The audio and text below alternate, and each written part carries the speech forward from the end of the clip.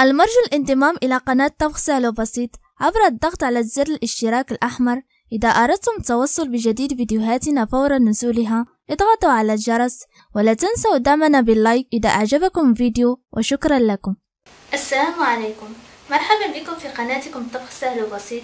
اليوم إن شاء الله سوف أقدم لكم كيفية عمل مكعب المرق بطريقة صحية. لنبدأ على بركة الله.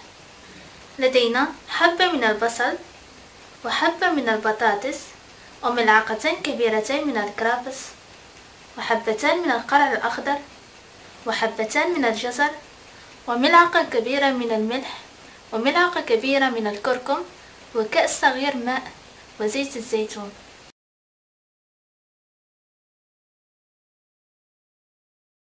في مقلاة أضع الخضر بعدما قمت بتقطيعها إلى قطع صغيرة، وملعقتين كبيرتين من الكرفس وزيت الزيتون مقدار ملعقة كبيرة من زيت الزيتون. ثم أقوم بتحريك الخضر حتى تذوب.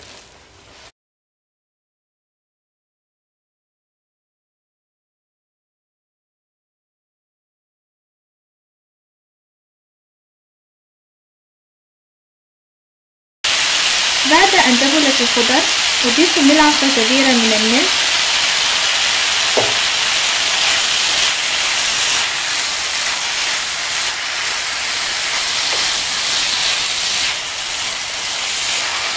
وكأس ماء صغير، وأستمر في التحريك لمدة 10 دقائق حتى تنضج الخضر.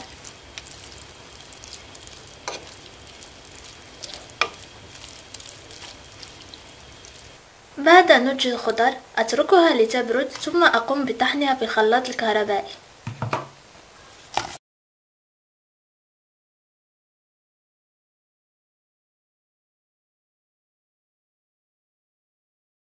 ثم أضيف الكركم وأقوم بالخلط للمرة الثانية.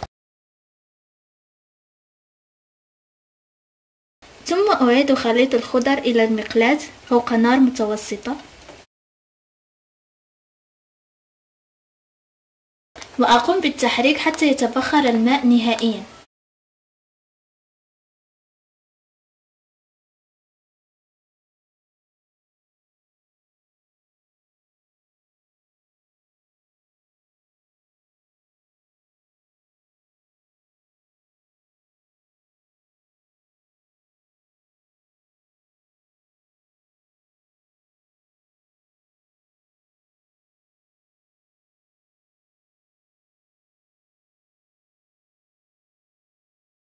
وأحاول تشكيل خليط الخضر على شكل مستطيل.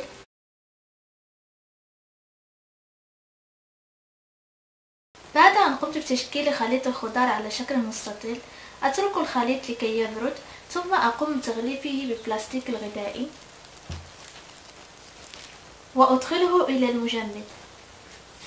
بعدما تماسك الخليط أقوم بتقطيعه على شكل مكعبات،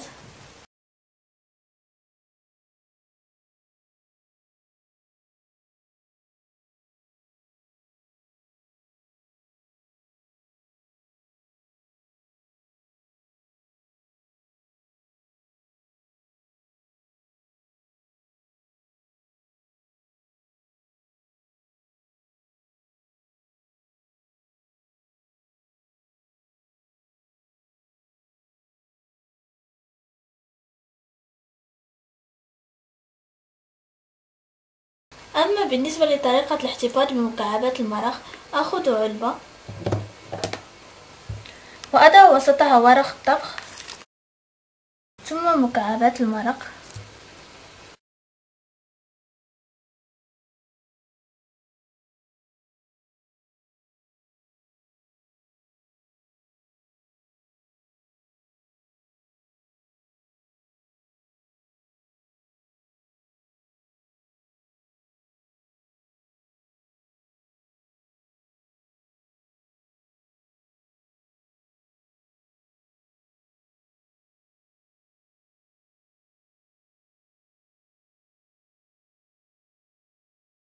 وأحتفظ بهم في المجمد إلى وقت الحاجة. هذا هو الشكل النهائي لمكعبات المرق. أتمنى أن يعجبكم فيديو. للمزيد من الفيديوهات لا تنسوا الاشتراك في قناتكم طبخ سهل وبسيط، ولا تنسوا الضغط على زر لايك إذا أعجبكم فيديو، وزيارة صفحتنا على الفيسبوك. ودمتم في رعاية الله.